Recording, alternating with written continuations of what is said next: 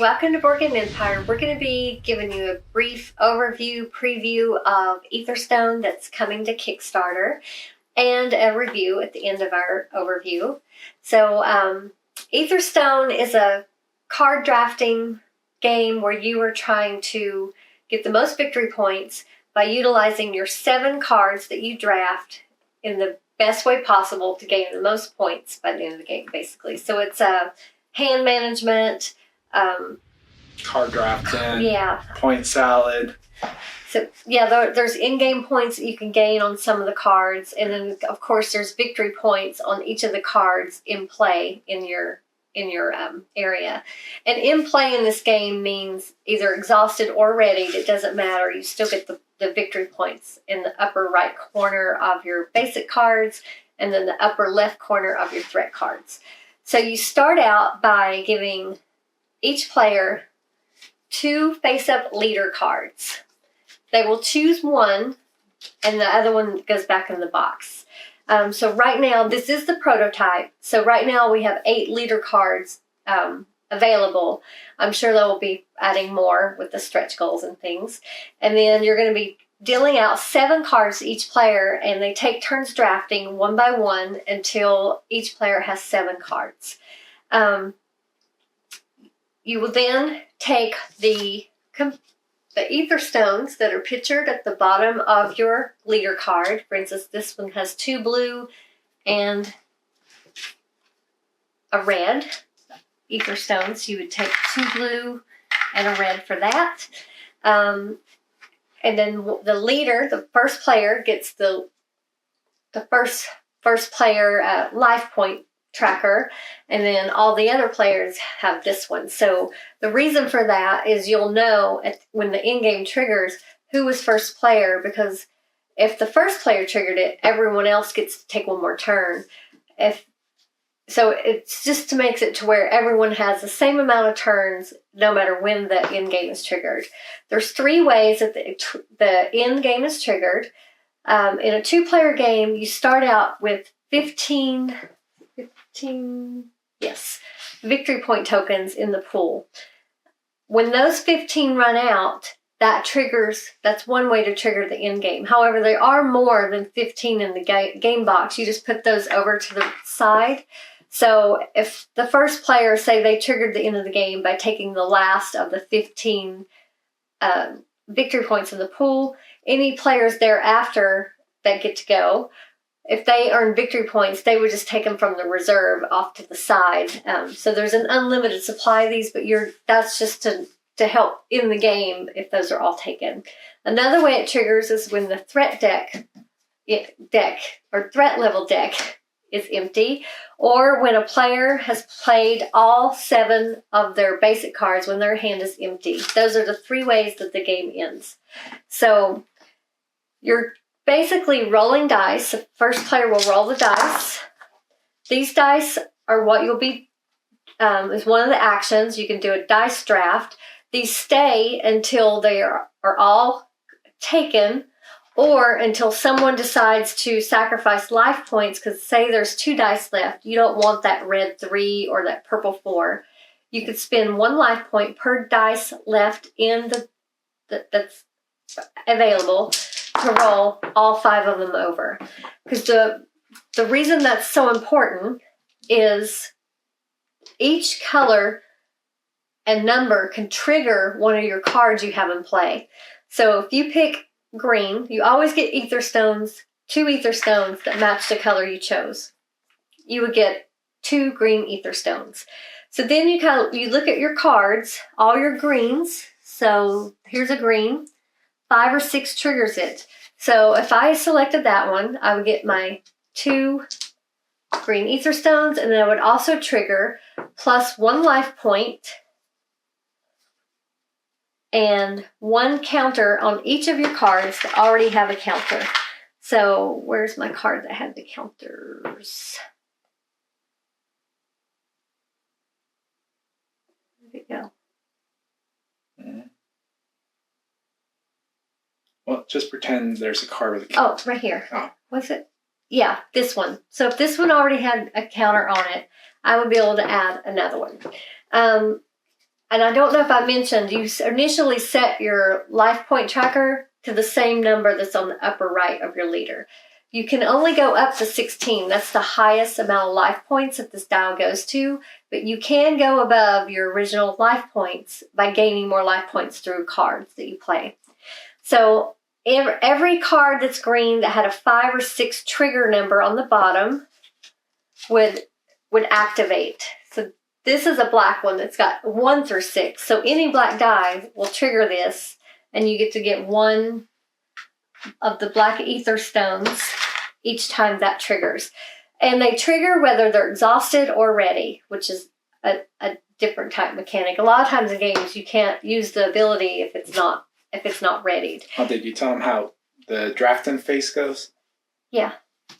And then that's one of your actions is the dice drafting. The other action you could take is summoning, and that's where you choose a card from your hand and you pay the ether stones shown in the upper left corner.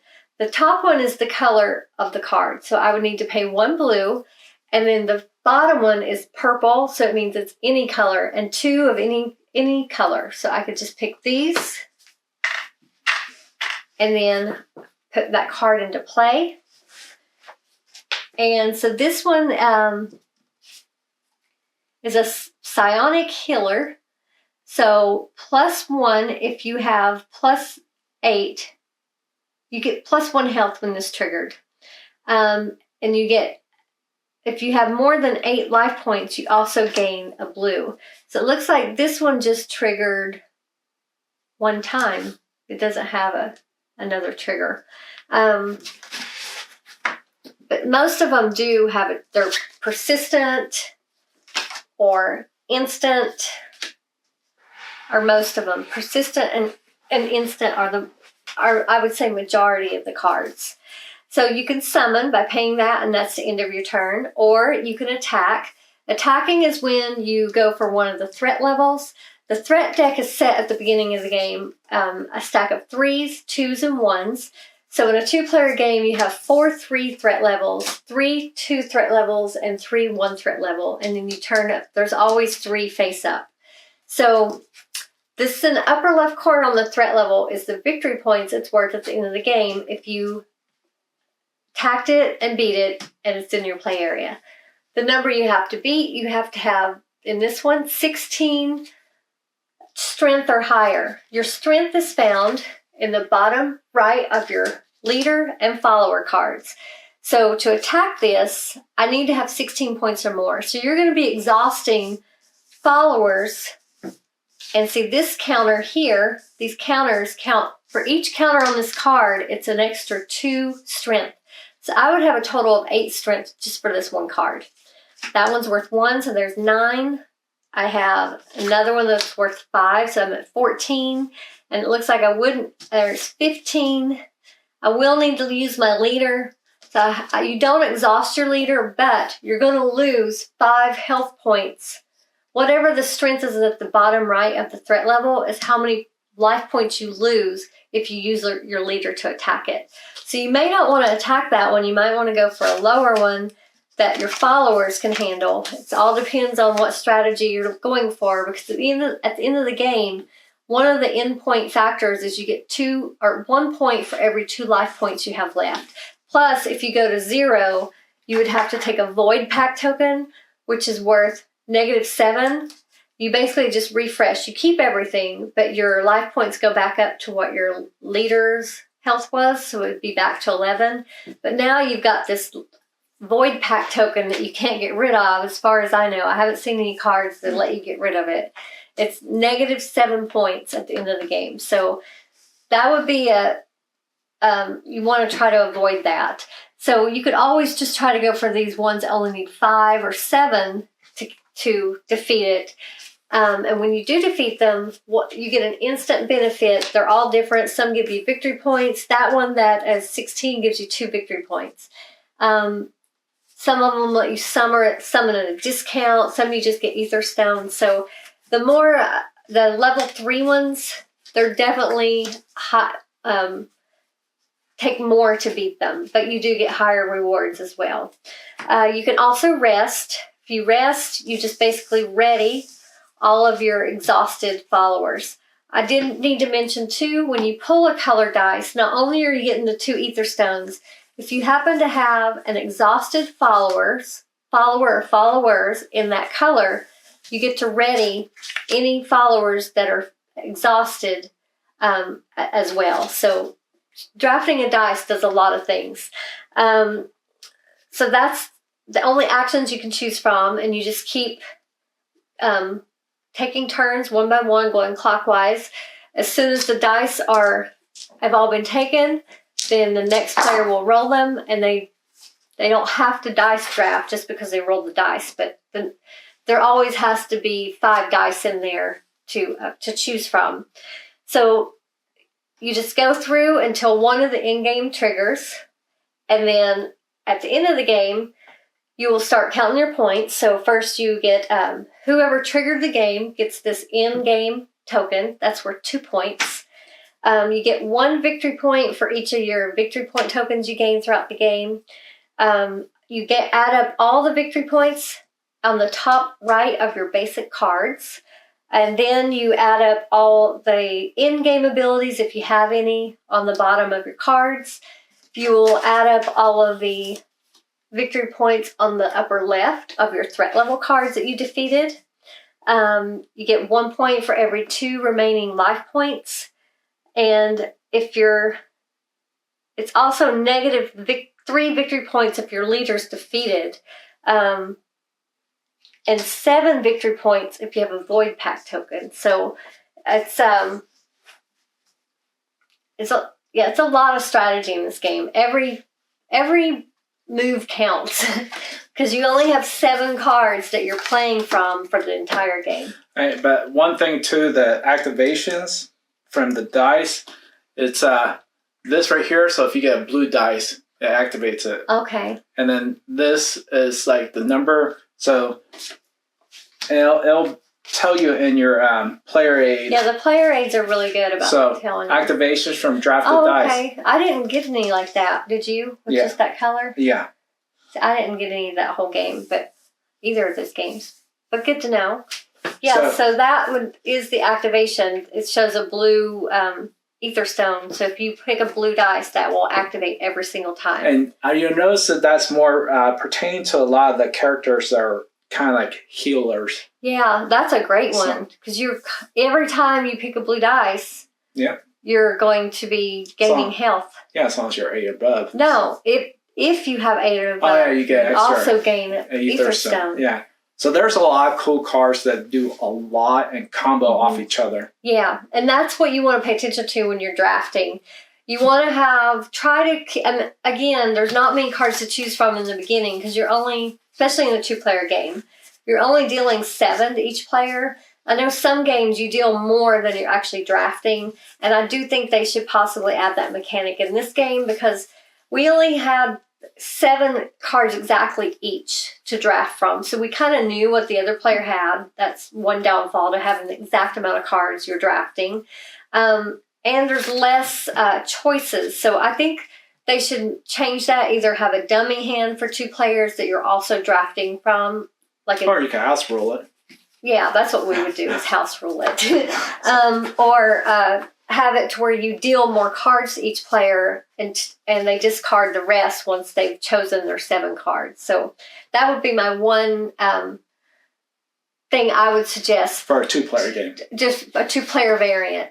Just to give because in a 3-player game, you would have 21 cards that are going around the table. And it's a 7 per player. Yeah. So as you play more, you have more cards to choose from. So every move does count in this game. It's very strategic. Very, very. So if you do want to get at least 1 healer card, maybe 2, because that allows you to attack these threat levels more. Because if you have to use your leader, which you do a lot, you're going to be losing those the number in the threat and the strength in life points. So you want to have a balance of being able to heal yourself, but you also want to find followers that have strengths on the bottom right. Because my first game that we played, I made a mistake. I didn't fully know the strategy to play, And so I didn't pick enough attacking cards. She had more spell cards that hit my health.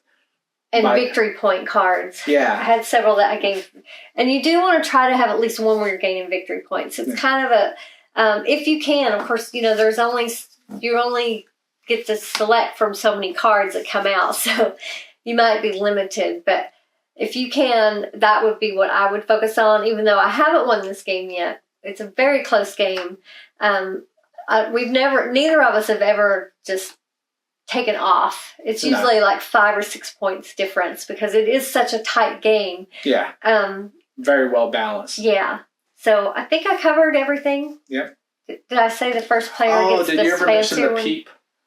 The pips. Yeah, the pips. That they trigger? No, this one. If you get the purple one. Oh, I did not. If you get the purple one, you pretty much, it's random. You get to pick wild. You get to pick any 2, and then you also lose 1 health. And whatever color you chose to get of Etherstones, that will, 1, activate those cards if that pip activates them, or the color.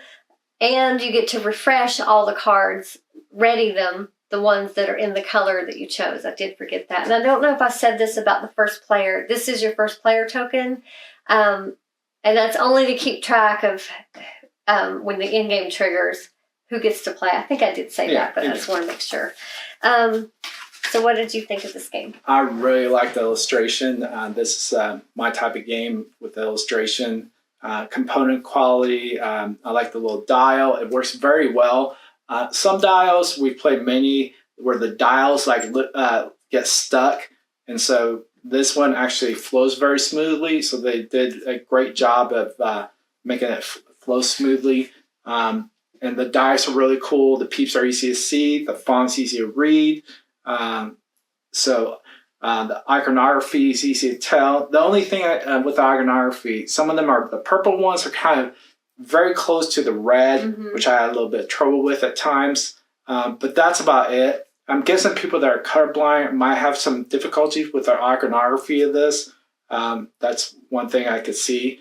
But for me, great components. So replayability, high replayability. This only took like 5 to 7 minutes to set up, and it took probably 35 to 45 minutes to play. The learning took probably 15, 20 minutes. Just learning all the icons. Your first game, you're going to be referring a lot to the player aid just for the iconography because they have a lot. But after that, it's second nature. Yeah, so the iconography, it does come in like after your second game pretty easily. So high replayability because there are so many cards. And I'm guessing that this is a game that will continue to expand, like Valeria Card Kingdom and Ascension, like those type of games. So I can see this expanding beyond the cards that you see here, and with expansions and decks and different things. So high replayability. Mechanics, I love the mechanics. This is my type of game. Last year, my favorite game was Primordial Secrets. I would pretty much par with this and Valeria Card Kingdom and Session. These are my type of games because I pretty much grew up playing Magic Gathering as a child, all the way till I was like 15, 16. And so this is bringing back memories and a lot of competitive strategy type, deck building type of game. So really love the mechanics of this. And you could combo so much different things. And you always, like she says, you want to have a healer, you want to have one that attacks your opponent when they either their health or when they attack. And so it makes them second guess, what to do. And it also makes them, kind of hesitant to do certain moves. So really cool mechanics in that aspect. Overall total, I'm giving this a 10 out of 10. Like I said, this is in my wheelhouse. I love this game. I think that this is probably going to be one of my top games of 2024 already. And I think this is the only game I've given a 10 out of 10 this year already. So phenomenal game. Highly recommend. Yeah, even though I'm not really good at these games, it's hard to beat him and Quentin in these games. But I really still enjoyed this game, and I enjoyed I noticed each time we played it, my strategy evolved a little bit, and I just I did horribly my first game. I picked all the wrong cards. I was picking more take that cards and not really paying attention to strength and things like that. But my second game, I had a more balanced hand, but I still lost But I think our next game, it would probably be even closer if I won it. I might even win it because I'm getting better at picking those cards. Yeah, but of course, it's also kind of luck a little bit because you're only getting, in a 2-player game, 14 cards to choose from. So I wouldn't say luck, because you're picking your cards. You are, if but you combo them right, they're not always going to have good combos, though.